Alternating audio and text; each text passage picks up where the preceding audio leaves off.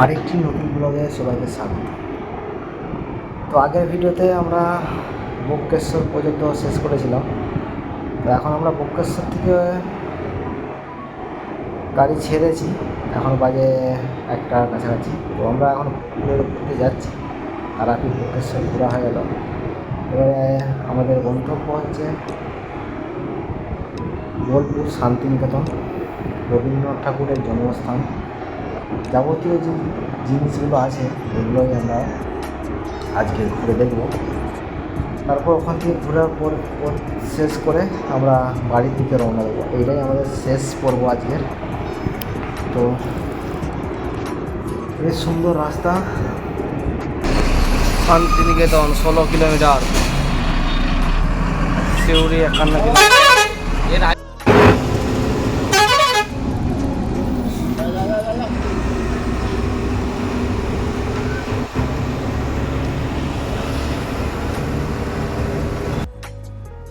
এখন আমরা চলেছি বোলপুরের প্রায় কাছাকাছি, 14 কিলোমিটার আর এখান থেকে। তো সবুজ শালবন, বেশ বৃষ্টি হয়েছে, রোদও বেরাচ্ছে, একটা দারুণ পরিবেশ। আমরা আর কিছুক্ষণের মধ্যেই পৌঁছে যাব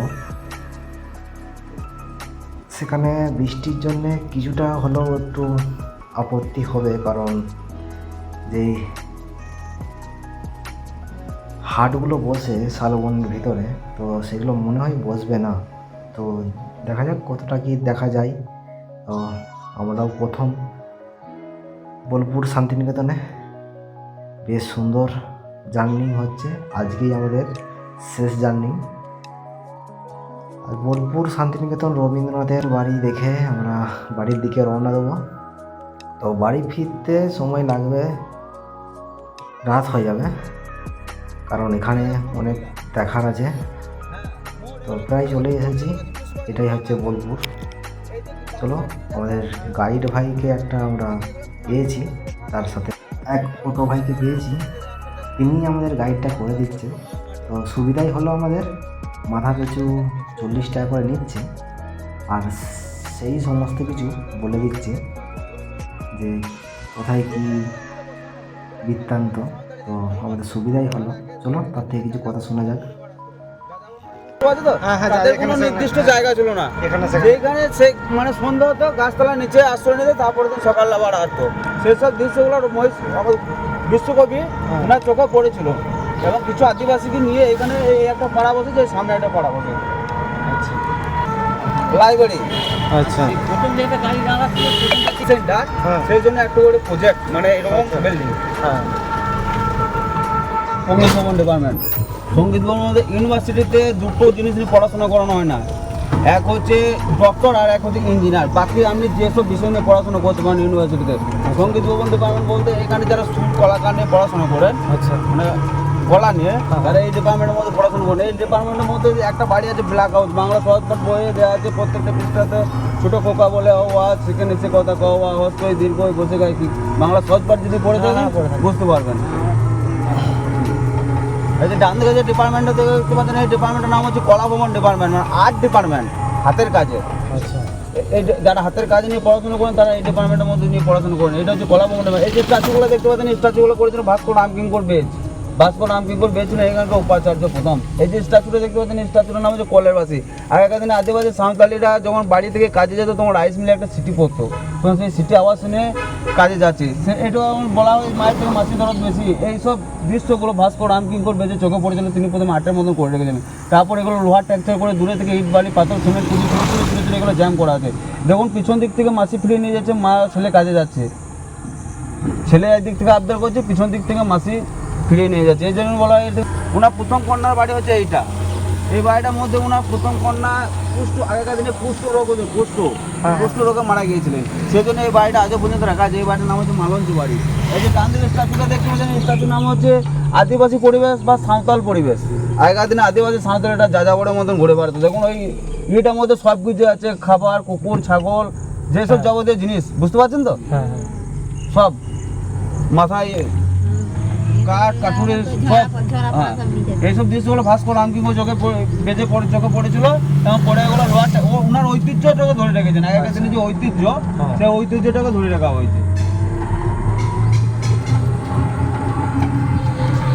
ধরনের বাড়ি দেখতে পাওয়া যায় বড় ক্ষেত্রে যদি কোনো সময় যেয়েছে দেখেন তাহলে এসব এরকম ধরনের বাড়ি দেখতে পাবেন। এর নাম হচ্ছে ইগলু বাড়ি। বাঁ দিকে যে ডিপার্টমেন্টে দেখতে পাচ্ছেন এই ডিপার্টমেন্টের নাম হচ্ছে নাট্যঘর।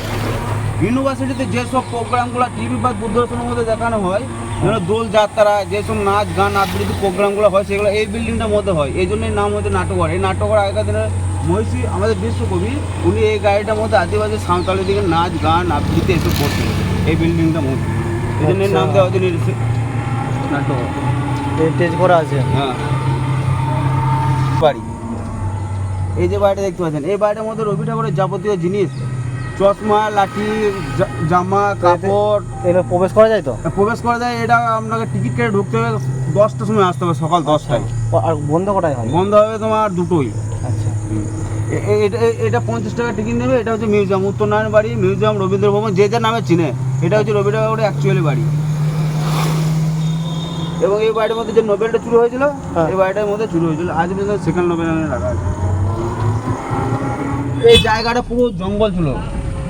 মহিষী দেবেন্দ্রনাথ রবি ঠাকুরের বাবা মহিষী দেবেন্দ্রনাথ ঠাকুর যখন বোলপুরে প্রথম পায়ে দিয়েছিলেন উনি হাঁটতে হাঁটতে হাঁটতে হাঁটতে ক্লান্ত হয়ে পড়েছিলেন এবং ক্লান্ত হওয়ার পর ওই যে স্টেজটা করা রয়েছে দেখতে পাচ্ছেন তো ওখানে দুটো ছাতিম গাছ ছিল, ওই ছাতিম গাছের নিচে উনি আশ্রয় নিয়েছিলেন এবং আশ্রয় নেওয়ার পর ওনার আত্মার শান্তি পেয়েছিল এবং আত্মার শান্তি পাওয়ার পর উনি এখানকার রাজার কাছে আবেদন মহিষী দেবেন্দ্রনাথ ঠাকুর ছিলেন বাংলাদেশের কেশারি পরিবারে চলেছিলেন। উনি ভারতবর্ষের রাজা রামমোহন রায়ের কাছে ব্রাহ্মণ ধর্মে দীক্ষিত হয়েছিলেন। দীক্ষিত হওয়ার পর কিছু পয়সা বিনিময়ে কারো দানপত্র নিতেন না কিন্তু কিছু পয়সা বিনিময়ে প্রথমে এই জায়গাটা সংগ্রহ করেছিলেন। তারপরে বাকি যে এরিয়াটা দেখতে পাচ্ছেন বাকি এরিয়াটা মানে কিনা হয়েছে। উনি জমিদার হয়েছিলেন তারপরে। এবং যখন আমাদের রবি ঠাকুর নোবেল জয়ী করেছেন বড় বড় সেলিব্রিটি মাতঙ্গিনী হাজরা যারা বড় বড় সেলিব্রিটি ছিলেন নেতাজি সুভাষচন্দ্র বোস ওনাকে এই স্টেজটার মধ্যে সমর্থনা জানিয়েছিলেন মানে যেটা সম্মান জানিয়েছিলেন। এবং এখানে ইউনিভার্সিটির ছাত্রী যারা ফার্স্ট সেকেন্ড থার্ড হয় আজও পর্যন্ত ছাতিম পাতার উপর উপাচার্য সিগনেচার থাকে এবং ছাতিম পাতার সার্টিফিকেট দেওয়া হয়। আচ্ছা 15 আগস্ট দোলার মেলা আগে এইখানে সানাই বাজবে তারপর যার যেখানে মাঠ সেখানে নিয়ে যাওয়া হবে। আচ্ছা এই যে বাঁ দিকে যে ডিপার্টমেন্টে দেখতে পাচ্ছেন এই ডিপার্টমেন্টের নাম হচ্ছে পুরনো মেলা মাঠ। এখানে 23শে ডিসেম্বর একটা মেলা হয় যেটা 7ই পৌষ বলা হয়। আচ্ছা আগে মহিষী দেবেন্দ্রনাথ ঠাকুর এই মাঠটার মধ্যে কিছু হাড়ি কলসি আমার আগেকার দিনে মাটি আসবাবপত্র নিয়ে বসিয়েছিলেন এবং এখন ডিজিটাল হয়ে যাওয়ার পর এখান থেকে উঠিয়ে নিয়ে যেয়ে অন্য জায়গায় মাঠে করানো হয়। বাংলা চলচ্চিত্রে ফিল্মে প্রায় এই মানে শান্তিনিকেতন সার্চ করলে এই বাড়িটা দেখায়। এই বাড়িটা করা হয়েছিল অ্যাকচুয়ালি ওনার স্ত্রী মৃণালী দেবীর জন্য। মৃণালী দেবী ছিলেন রবি ঠাকুরের স্ত্রী। আচ্ছা উনি এই বাড়িটার মধ্যে পুজো পাঠ করতেন সেই জন্য এই বাড়িটা করা হয়েছে। এই বাড়িটা করা হয়েছে বিদেশি কাঁচ এবং ইটালিয়ান টালি দিয়ে সব বিদেশি দিয়ে এবং এই বাড়িটার মধ্যে 12টা জানলা আছে। 12টা জানলা একদিনই খোলা হয় বছরে সেটা হচ্ছে বড়দিন যেটা 25শে ডিসেম্বর সেইটা দিনে এই 12টা জানলা খোলা হয় এবং এখানে বাইরের গেস্ট যারা আসে তাদের সেই দিন এই বাড়িটার মধ্যে পুজো মানে এলাও সবারই সেই দিনটাই একটা দিন এবং বাকি যে দিনগুলো থাকে বুধবার দিন সকাল 7 ঘটিকায় সাদা ইউনিফর্ম পরে আসতে হবে। যে কোনো ধর্মের লোক এসে এই বাড়িটার মধ্যে ঢুকতে পারবে। বুধবার দিন সকাল 7 ঘটিকায় আসতে হবে সাদা ইউনিফর্ম পরে আসতে হবে। এই যে ডান দিকে যে বাড়িটা দেখতে পাচ্ছেন এই বাড়িটার নাম হচ্ছে তালুসধর বাড়ি মানে তাল গাছ চেক পায়ে দাঁড়িয়ে সব গাছ ছাড়িয়ে উকি মারে আকাশে রবিটা করে একটা পদ্ম আছে ধরুন মিডিলে তাল গাছ আছে দেখুন। হ্যাঁ আছে আচ্ছা এই বাড়িটা করা হয়েছে এই বাড়িটার নাম দেওয়া হচ্ছে তালুসধর বাড়ি। আমাদের দেশের প্রধানমন্ত্রী যারা হন যারা বোলপুর শান্তিনিকেতন প্রথম আসেন তারা যখন এই বাড়ির মানে শান্তিনিকেতন এসে যখন পা দেয় তখন এই বাড়িটার মধ্যে আশ্রয় মানে আসন পেতে 2 মিনিট বসতে হয় সিস্টেম ইউনিভার্সিটি সিস্টেম সেই জন্য এই বাড়িটার নাম হচ্ছে তালুসধর বাড়ি। এই বাড়িটা মেরামত এই ইউনিভার্সিটির ছাত্রী যারা আর্ট ডিপার্টমেন্টে পড়াশোনা করবে না হাতের কাজে যারা পড়াশোনা করেন তারা ফার্স্ট সেকেন্ড থার্ড তারা একমাত্র এই বাড়িটার মধ্যে হাত দিতে পারবে আন আদমি কন্টেন্টের কাজ হবে না। তিন পাহাড়ি এই কারণে বলা হয় বাংলা সহজপাঠ বইয়ে প্রথম বড় গাছের লঘু যে ছবিটা দেওয়া আছে বাংলা সহজপাঠ বই পড়েছেন তো আগেকার দিনে সে বড় গাছ হচ্ছে এই বড় গাছটা। এই বড় গাছটা লাগিয়েছিলেন মহিষী আমাদের রবীন্দ্রনাথ ঠাকুর এবং যখন উনি এই গাছটা লাগিয়েছিলেন তখন সেফটির জন্য 3টে নুড়ি পাথর দিয়ে ঢেকে রেখেছিলেন যাতে গাছটা সুরক্ষিত থাকে সেই জন্য 3টে ধাপ আছে দেখুন পাথরের এই জন্য এর নাম দেওয়া হচ্ছে 3 পাহাড়ি। এবং এইখান থেকে একটা পদ্মা আছে কুমারপাড়া গরু গাড়ি বোঝাই করা কলসিয়ারি গাড়ি চলায় বংশী মতন সঙ্গে যে যায় ভাঙনের মতন, উনি এইখান থেকে পদ্মাটা লেগেছিলেন। এগুলো আগেকার দিনের গাছ। হ্যাঁ, মানে কেটে কেটে যেখানে বসবাস করা সেখানে কেটে বাকি জায়গায় দাঁড়াবে থাকা থাকি। আনন্দ পাঠশালা, এখানে ওপেন ক্লাস হয়। এই যে দেখতে পাচ্ছেন তো, গাছতলার নিচে পড়াশোনা করানো হয়। মাস্টাররা বসার জন্য ওইদিকে একটু করে সিমেন্টের তৈরি করা হয়েছে, বুঝতে পারছেন তো। ওখানে মাস্টাররা বসে আর ছোটরা যারা স্টুডেন্ট তারা এখানে আসন করতে বসে। এই জন্য নাম দেওয়া হচ্ছে আনন্দ পাঠশালা। এখানে মানে শিশুদের এখান থেকে স্টার্টিং হয়েছিল। এবং আমাদের দেশের প্রধানমন্ত্রী ইন্দিরা গান্ধী, উনি ইউনিভার্সিটির ছাত্রী ছিলেন। ইন্দিরা গান্ধী যিনি প্রধানমন্ত্রী হয়েছিলেন, উনি এই বাড়িতে পড়াশোনা করেছিলেন। ঘুরে দেবো আমার ইচ্ছা আছে।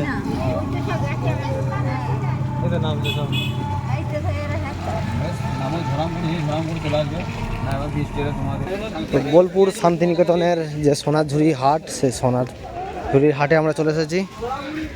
বৃষ্টি জোর হচ্ছিল, তাই বৃষ্টির জন্য বাজার একদম খালি, লোকজন নেই। তো বৃষ্টি হওয়ার কারণে একদম বাজার উঠে গেছে, এরকম পরিবেশ।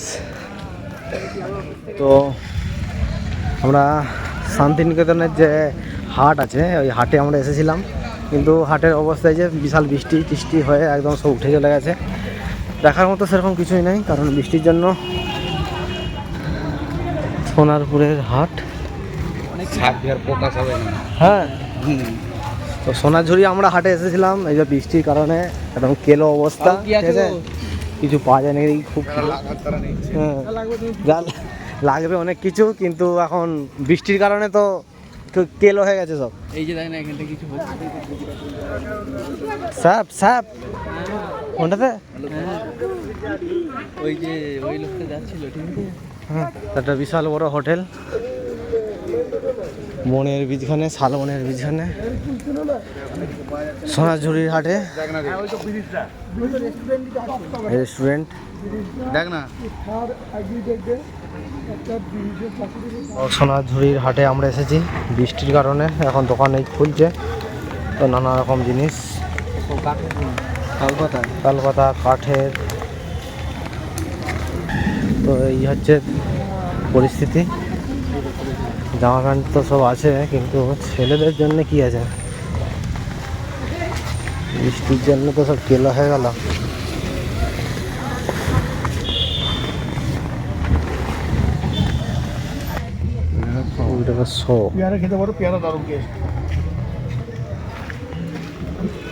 বেশ ব্যবস্থিত করে কি হবে নাকি? ওই 200 টাকা এনে বাজার বসেছে।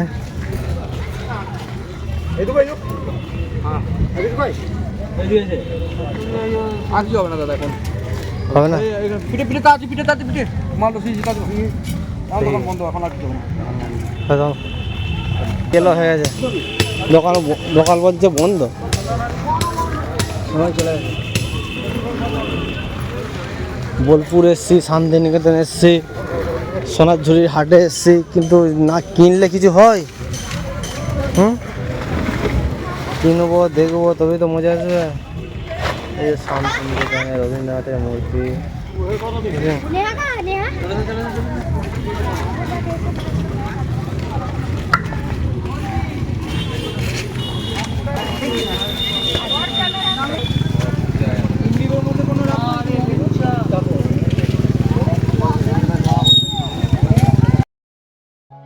বোলপুর শান্তিনিকেতন বিশ্ববিদ্যালয় সমস্ত কিছু দেখলাম। এবার আমরা ফিরছি বাড়ির দিকে। তো সকলেই ভালো থাকবে, সুস্থ থাকবে। ভিডিওটা আমরা এখানেই শেষ করছি। আবার দেখা হচ্ছে অন্য কোনো ভিডিওতে। ততক্ষণকে সবাইকে অসংখ্য ধন্যবাদ। টাটা।